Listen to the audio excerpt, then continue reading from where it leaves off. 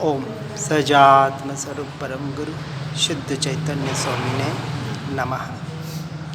समाधि तंत्र गाथा 58 में कह रहे हैं कि ज्ञानी मूर्ख अज्ञानी जीवों को आत्मस्वरूप समझाने में उदासीन होते हैं, समझाने का प्रयास करते हैं, परंतु बिना आशा से, बिना अपेक्षा से, अर्थात अपना स्वयं का स्वाध्याय ऊंचे स्वरों में करने का प्रयास करते हैं इस भावना के साथ।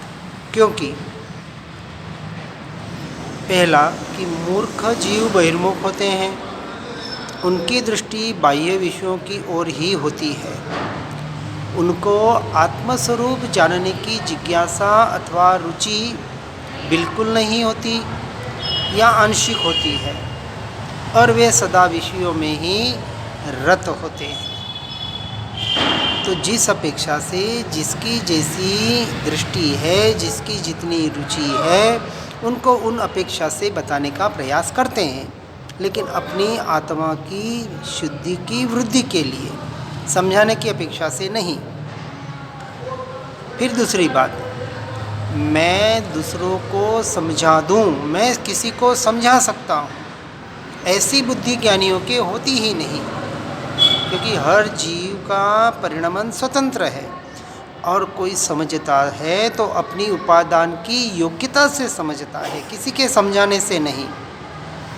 ऐसे ज्ञानियों के मान्यता में, श्रद्धा में होता है।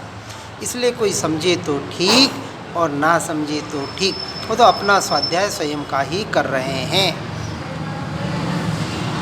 न मैं किसी को समझा सकता हूँ, न कोई मुझे समझा सकता है। हर जीव स्वयं से ही समझ सकता है। उनको यानी ज्ञानियों को भली भांति ख्याल में आता है कि प्रत्येक पदार्थ, प्रत्येक जीव अपनी अपनी मर्यादा में से स्वयं में परिणमित हो रहा है।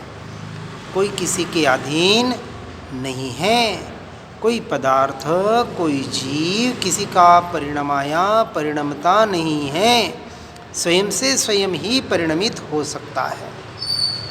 एक द्रव्य दूसरे द्रव्य का कुछ कर नहीं सकता, ऐसा जो सिद्धांत है वहाँ ज्ञानियों के दृढ़ टंकोत्कीर्ण श्रद्धा में निर्णय हो चुका है। इसलिए ज्ञानियों को पर के संबंध में कर्ता बुद्धि बिल्कुल भी नहीं है। फिर तीसरी बात, ज्ञानी को अस्थिरता के कारण कदाचित पर को समझाने का विकल्प उत्पन्न होता है, परंतु अभिप्राय में उसका भी निषेध होता है कि यह भी मेरा स्वरूप और स्वभाव नहीं है। क्योंकि भाषा वर्गणा का परिणमन इन विकल्प से निरपेक्ष है, स्वतंत्र है। मेरे विकल्प से नहीं, भाषा वर्गणा का परिणमन उसकी योग्यता से हो रहा है। विकल्प विकल्प में है, परिणमन में है, और मैं मुझ में हूँ, ऐसा वहाँ दृढ़ श्रद्धान है। विकल्प के कारण उपदेश या वाणी निकलती है, ऐसा वे कभी नहीं मानते। हर परिणमन तत्समय की योग्यता से ही हो रहा है, ऐसा टंकोत्कीर्ण वहाँ श्रद्धान है। फिर चौथी बात, मुझ आत्मा का अर्थात मेरा स्वरूप तो जानना और देखना ही है, इसके अतिरिक्त मैं अन्य कुछ कर ही नहीं सकता, ऐसा टंकोत्कीर्ण श्रद्धान पहले ही हो चुका है। और यदि कुछ करने का विकल्प उठता है तो राग उत्पन्न होता है। यह राग का परिणाम है कि किसी को समझाना, समझने का भाव आना, और राग भिन्न ज्ञान भिन्न, ऐसा टंकोत्कीर्ण निर्णय पहले हो चुका है। और वाणी का तो मैं कभी करता हूँ नहीं, हो सकता नहीं, और वास्तव में मैं विकल्प का भी करता नहीं हूँ। मैं आत्मा हूँ, मैं शुद्ध बुद्ध चैतन्य घन स्वयं ज्योति सुखधाम स्वरूप हूँ, मैं पूर्ण अखंड अभेद एक तत्व हूँ, मैं ध्रुव तत्व हूँ। ऐसा जो विकल्प, ऐसा शुद्ध विकल्प भी जब मेरा स्वरूप नहीं, तो पर को समझाने का, पर में कुछ फेरफार करने का विकल्प मेरा स्वरूप कैसे हो सकता है? ऐसा वहाँ टंकोत्कीर्ण श्रद्धान ज्ञानियों को होता है। और इस अपेक्षा से वाणी निकले, कर्तृत्व भोक्तृत्वपना हो भी जाए तो तुरंत वहाँ से दृष्टि हटाकर दृष्टि को अपने स्वरूप और स्वभाव में स्थिर करने का प्रयास और पुरुषार्थ ज्ञानियों की होता है। और पांचवी बात, चैतन्य स्वरूप अर्थात मेरा स्वभाव, मेरा स्वरूप स्वसंवेदन गम्य है, किसी के करने कराने से होगा नहीं। हर जीव अपने स्वसंवेदन से ही अपने स्वयं का अनुभव कर सकता है। उसे वाणी या विकल्प के द्वारा अन्य को समझाया जा सके ऐसा है नहीं। ऐसा वहाँ टंकोत्कीर्ण ज्ञानियों के भीतर निर्णय है। इसलिए वो उस निर्णय के आधार पर कभी ऐसे विकल्प आ जाए, वाणी का विलास हो जाए, ऐसे भाषा वर्गना का परिणामन हो जाए जैसे अभी हो रहा है, उनमें उन्हें एकत्व ममत्व बुद्धि नहीं है, उसके वो अपने आप को कर्ता और भोक्ता नहीं मानते। ये श्रद्धान से निकल चुका है। श्रद्धान तो एकमात्र ही है कि इन विकल्पों के काल में, इन विषयों के काल में, इन पुद्गल के परिणमन के काल में मैं तो निरंतर अपने ज्ञान स्वभाव का ही ज्ञाता दृष्टा हूँ, मैं तो मुझ में ही हूँ। ऐसा श्रद्धान होने की वजह से वो तुरंत पर द्रव्य से, पर भावों से हटकर अपने स्वभाव और स्वरूप की तरफ आने का प्रयास और पुरुषार्थ अपनी अवस्था के अनुसार निरंतर करते हैं। इसलिए ज्ञानी मुख्यतया अन्य को उपदेश देने की प्रवृत्ति में भी नहीं पड़ते। वे तो सदा अपना आत्महित साधने में ही तत्पर रहते हैं। स्वाध्याय भी अपने लिए कर रहे हैं, दूसरों के लिए नहीं। उनको कदाचित उपदेश आदि की वृत्ति उत्पन्न होती है तो उसकी मुख्यता बिल्कुल नहीं होती है, और उस समय भी उनको चैतन्य स्वरूप की ही भावना होती है। अन्य कुछ हो ही नहीं सकता, क्योंकि निरंतर निरंतर दृष्टि सिर्फ और सिर्फ अपने स्वरूप के सन्मुख हो रही है। परोपदेश की प्रवृत्ति का विकल्प वह शुभराग है, वह आत्मस्वरूप की प्राप्ति में बाधा रूप है।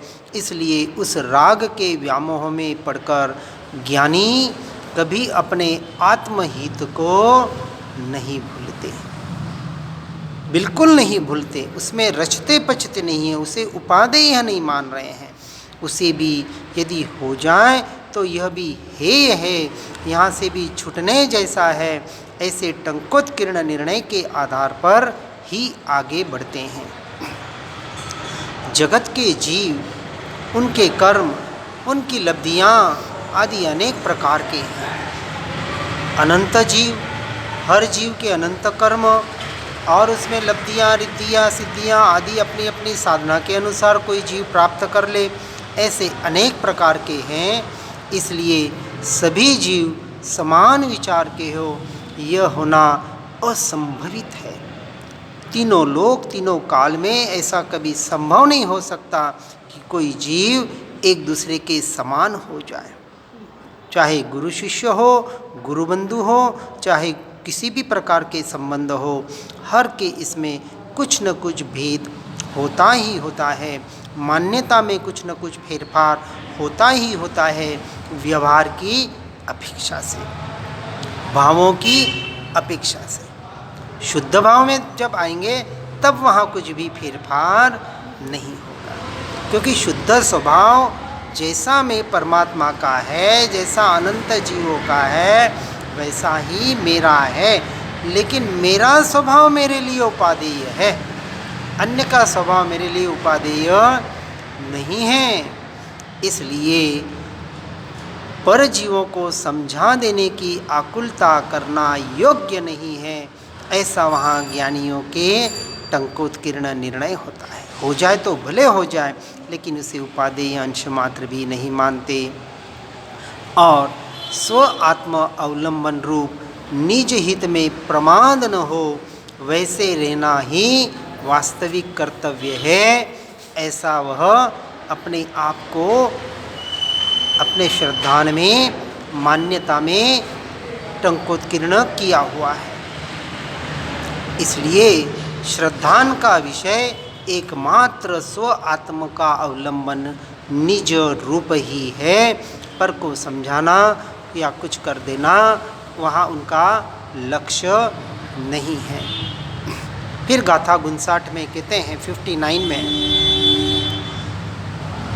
जिसे अर्थात विकल्प अधिरूढ़ आत्मस्वरूप को अथवा देहादिक को समझाने बुझाने की मैं इच्छा करता हूँ, चेष्टा करता हूँ, वह मैं नहीं, अर्थात मुझ आत्मा का वास्तविक स्वरूप नहीं।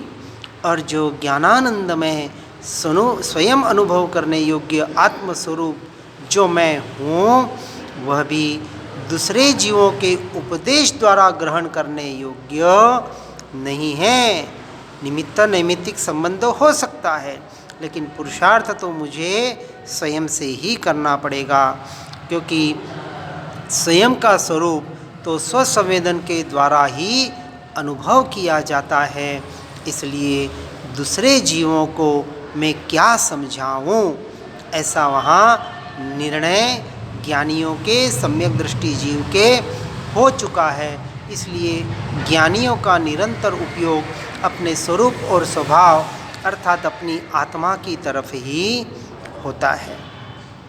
अब टीका में कहते हैं कि जिसका अर्थात विकल्प अधिरूढ़ जो आत्मा का स्वरूप है, स्वयं का जो स्वरूप है, अथवा देहादिक का अर्थात पुद्गल का बोध कराना चाहता हूँ, जिसे समझाना चाहता हूँ, वह तो मैं नहीं, अर्थात उन विकल्पाधिरूढ़ स्वरूप मैं नहीं, परमार्थ से वह भी आत्मस्वरूप नहीं। ये किसी को समझाने का विकल्प या समझने का विकल्प, यह आत्मस्वरूप विकल्प नहीं है। फिर जो मैं अर्थात जो चिदानंद में ऐसा स्वसंवेद आत्मस्वरूप हूँ, वह भी अन्य को स्वयं ग्राह्य अर्थात समझ में आवे वैसा नहीं, क्योंकि आत्मा का अनुभव तो स्वसंवेदन प्रत्यक्ष है, स्वयं से स्वयं ही किया जा सकता है। जहाँ परमात्मा भी कुछ नहीं कर सकते तो अन्य जीव कैसे करा सके, ऐसा अर्थ समझकर ज्ञानी ये चेष्टा हो भी जाए तो तुरंत वहाँ से खिसक कर अपने स्वरूप और स्वभाव में आने का प्रयास और पुरुषार्थ करते हैं। अतः दूसरों को मैं क्या बोध करूं, अर्थात इसलिए मैं दूसरे को किस लिए आत्मस्वरूप का समझाने का प्रयास करूं। फिर ऐसे व्यर्थ के प्रयास से हटकर अपने स्वस्वरूप में, अपनी आत्मा में ही निरंतर लीन होने का प्रयास और पुरुषार्थ ज्ञानी पुरुष निरंतर करते हैं। मूढ़ात्मा को आत्मस्वरूप का बोध देना व्यर्थ है, इसका कारण बताते हुए महापुरुष कहते हैं कि मैं अन्य को शब्दों द्वारा आत्मस्वरूप समझाना चाहूँ तो विकल्प राग उत्पन्न होता है, और राग विकल्प आत्मा का अर्थात मेरा शुद्ध स्वरूप नहीं है। अर्थात शब्दों द्वारा, विकल्पों द्वारा आत्मा का स्वरूप समझाया नहीं जा सकता। एक अपेक्षा से समझाया जा सकता है, लेकिन जब तक जीव स्वयं से समझकर उसका अनुभव नहीं कर ले, तब तक वह जीव मोक्ष मार्ग में आगे नहीं बढ़ सकता। क्योंकि शब्दों की, वाणी की, ये बाहर की, व्यवहार की अपनी मर्यादा है, अपना लिमिटेशन है, उसके आगे वह कार्य नहीं हो सकता। और जो आत्मा वास्तविक शुद्ध स्वरूप है, वह अन्य को शब्दों द्वारा समझ में आवे वैसा भी नहीं है। अपेक्षा से कथनचित समझ में आ जाए, परंतु जब तक वो उसका पुरुषार्थ करके भेद विज्ञान के द्वारा, ऐसे प्रायोग्य लब्धि के द्वारा निरंतर स्वयं से स्वयं में रमणता का पुरुषार्थ नहीं करेगा, तब तक जीव आगे नहीं बढ़ पाएगा। क्योंकि आत्मा का स्वरूप केवल स्वसंवेदन से ही अनुभव में आवे, ऐसा है, इसलिए अन्य को उसका बोध करना भी व्यर्थ है। ऐसा जो आगे बढ़ने वाले ज्ञानी पुरुष हैं, उनको धीरे धीरे ऐसे समझ में आने के बाद वह धीरे धीरे मौनता की ओर और सर्वसंग निवृत्ति करके, ऐसे निवृत्ति क्षेत्र में एकांतवास करके अपने स्वरूप और स्वभाव में रमणता का प्रयास और पुरुषार्थ करते हैं। इसलिए आत्मस्वरूप स्वसंवेदन गोचर है। वह शब्दों के द्वारा अथवा विकल्प के द्वारा अन्य को समझाया जा सके ऐसा नहीं, और दूसरों को समझ में आ सके ऐसा भी नहीं है। कथनचित पढ़ना लिखना सुनना जो हमारा हो रहा है, वो उसमें ही इसलिए जीव भूल कर भी अटके नहीं। कितना सुने कितना पढ़े, अब जब तक प्रयोगों के द्वारा आगे नहीं बढ़ेगा, एकांतवास में जाके उसका अभ्यास नहीं करेगा, आत्मरमणता का पुरुषार्थ नहीं करेगा, तो ये समझना समझाना, ये सुनना सुनाना सब अपेक्षा से व्यर्थ, पूर्ण तो व्यर्थ नहीं कहेंगे, लेकिन अपेक्षा से समझना है। क्योंकि आत्मानुभूति करना, इसके लिए साधना चाहिए, आराधना चाहिए, एकांतवास चाहिए, सर्वसंग परित्याग चाहिए। अब हम घर पे रह के सब करना चाहते हैं तो अपेक्षा से कुछ कुछ थोड़ा थोड़ा हो सकता है, लेकिन संपूर्ण सम्यक दर्शन की प्राप्ति, आत्मानुभूति एकमात्र एकांत की ही साधना है। और इसलिए अपने से अपने में रमणता की साधना निवृत्ति क्षेत्र में जाकर ही यथार्थ रूप से हो सकती है। इसलिए आत्मस्वरूप का बोध देने पर भी बहिरात्मा को उसमें अनुराग संभवता नहीं, मोह के उदय से उसको बाह्य पदार्थ में ही अनुराग होता है, ऐसा दर्शाते हुए आगे गाथा 60 में कह रहे हैं। अंतरंग में जिसकी ज्ञान ज्योति मोह से आच्छादित हो गई है, जिसे अपने स्वरूप का विवेक नहीं, ऐसा बहिरात्मा बाह्य शरीरादि पर पदार्थों में ही संतुष्ट रहता है, अनुराग करता है, किंतु जिसे स्वरूप विवेक जागृत हुआ है, ऐसा अंतरात्मा बाह्य शरीरादि पदार्थों में कौतुक अनुराग रहित होकर अंतरंग आत्मस्वरूप में ही संतोष करता है और मग्न रहता है। दोनों का भेद साथ साथ में बता रहे हैं। हम कहाँ हैं, मैं कहाँ हूँ, इसका हर जीव को विचार करके आगे बढ़ने का प्रयास और पुरुषार्थ करना है। अब टीका में कहते हैं कि बाह्य में अर्थात शरीरादि पदार्थ में ही संतोष करता है, प्रीति करता है। कौन? तो मूढ़ आत्मा, मूर्ख बहिरात्मा। वह कैसा है कि जिसकी ज्योति ढकी हुई है, ज्ञान के ज्योति पर आवरण आए हैं और वो ज्ञान स्वभाव पर उपयोग नहीं लाना चाहता है, अर्थात मोह से जिसका ज्ञान पराभव को प्राप्त हुआ है। कहाँ? अंतरंग में। क्योंकि जो अंतरंग में दृष्टि ही नहीं करना चाहता, जो बाहर बाहर बाहर ही रचा पुचा है, अशुभ से हट जाता है तो शुभ में आके अटक जाता है। दोनों जीवों की परिभाषा बता रहे हैं। इसलिए शुभाशुभ से हटकर अंतरंग में शुद्ध स्वभाव में प्ररूपणा करना ही एकमात्र उपाय है।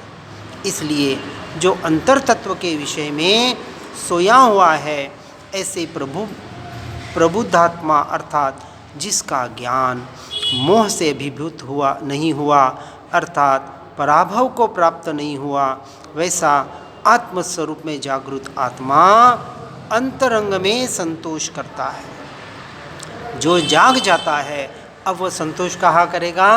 अंतरंग में करेगा। बाहर और बाहर उसे संतोष नहीं होगा।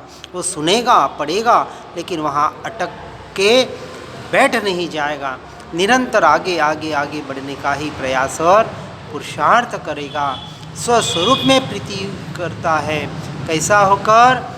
कि बाह्य में कौतुक रहित होकर। अब उसे बाहर के विषयों में आसक्ति नहीं होगी, आश्चर्य नहीं होगा कि ऐसा क्यों हुआ। जो हो रहा है उसे तत्समय की योग्यता मानकर क्रमबद्ध पर्याय का स्वीकार करके वहाँ से दृष्टि हटाकर अब दृष्टि को एकमात्र अपने आत्मस्वरूप में लीन करने का प्रयास और पुरुषार्थ ऐसे अंतरात्मा जीव करेगा। तो बाह्य से कौतुक रहित होकर और शरीर आदि में अनुराग रहित होकर, ये जो पुद्गल के परिणाम हो रहे हैं उसमें अब उसे अनुराग नहीं रहेगा, उसमें आसक्ति तो दूर राग से भी वहाँ से छूटने का प्रयास करके एकमात्र आत्मस्वरूप में ही प्रीति करने का प्रयास करेगा। इसलिए ज्ञानी को प्रश्न पूछा कि तुम बहिरात्मा को आत्मस्वरूप का बोध क्यों नहीं करते? कोई एकांत में साधना करने बैठे तो उन्होंने उत्तर में कहा कि बहिरात्माएँ वस्तु स्वरूप से अत्यंत अज्ञान है, वे इतने मूढ़ हैं कि उनको बोध करो या न करो उनके लिए सब समान है। इसलिए श्रीमद जी जैसे को भी कहना पड़ा, धरी मौनता एम कही सहज समाधि माय। किसको कहें, कितना कहें, कब तक कहें, क्यों कहें?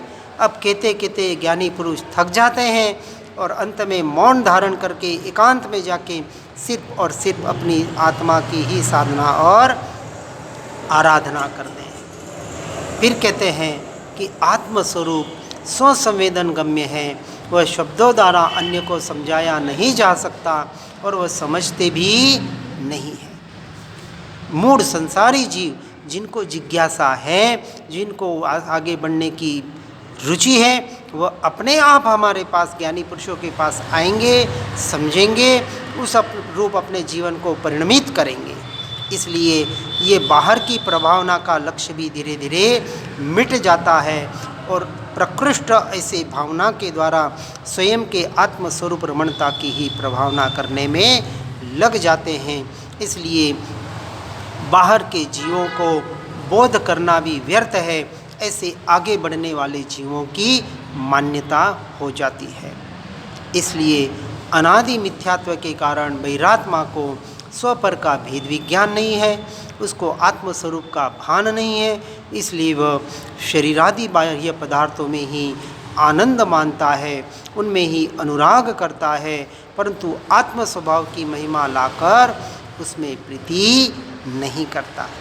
और जो करता है उनके लिए तो पूरा मार्ग प्रशस्त है, खुला है, उन्हें कहीं अटकने की ज़रूरत नहीं है। इसलिए जो अज्ञानी जीव जिनका ज्ञान अविद्या के गाढ़ संस्कार से मूर्छित हो गए हैं, आच्छादित हो गए हैं, ऐसे अज्ञानियों के लिए यह मार्ग नहीं है। तो किसके लिए है? कि जिनकी अंतरात्मा को की विवेक ज्योति प्रकट हुई है और जिनको शरीरादि बाह्य पदार्थों में प्रीति नहीं है, उनमें उसे कहीं सुख अर्थात परद्रव्य प्रभावों में सुख भासित नहीं होता और वह उस ओर से बहुत उदासीन रहता है। यह आत्मार्थी के लक्षण, जिज्ञासु के लक्षण। और वह वहाँ से हटकर स्वसन्मुख होकर आत्मस्वरूप में स्थित होने के लिए सदा प्रयत्नशील रहता है। जहाँ उसको ऐसी ज्ञान दशा वर्तती हो वहाँ उसे अन्य को बोध देना भी अब रुचिकर कैसा लगे अर्थात रुचिकर नहीं लगता। इस तरह से वो जीव परद्रव्य प्रभावों से हटकर एकमात्र स्वद्रव्य और स्वभाव में ही रमणता करने का प्रयास और पुरुषार्थ करता है। हर जीव इस बात को सुनकर समझकर इस मार्ग में निरंतर आगे बढ़ने का प्रयास और पुरुषार्थ करे। इसी भावना के साथ ओम नमः सिद्धम। आत्म ही है देव निरंजन, आत्म ही सद्गुरु भाई, आत्मशास्त्र है धर्म, आत्म ही तीर्थ, आत्म ही सुखदाई।